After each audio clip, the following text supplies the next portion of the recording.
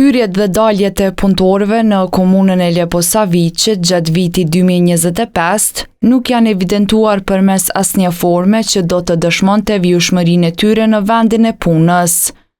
Të paktën kështu thuhet në raportin e zyres kombëtare të auditimit, ku evidentohet se komuna nuk ka ofruar dëshmi as përmes sistemit elektronik dhe as përmes dokumentacionit fizik.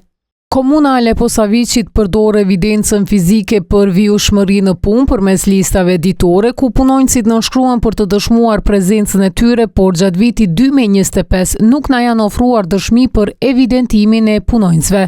ZK vlerëson se kjo situatë ka ardhur si pasojë e mungesës së kontrolleve të brendshme nga ana e zyrtarëve përgjegjës për këtë fushë. Sipas auditorëve, mungesa e evidencës së saktë të vijshmërisë krijon hapësirë për pagesa të parregullta apo edhe fiktive për zyrtarët që mund të mos e respektojnë orarin e punës. Televizioni ka kontaktuar ish-kryetarin e komunës së Leposaviqit, Lulzim Hetemin, i cili ka mohuar konstatimet e auditorëve. Çdo mëngjes u duhet më nënshkrue punëtori kur ten kur del. Unë nuk di ku i ka marrë ato dhona.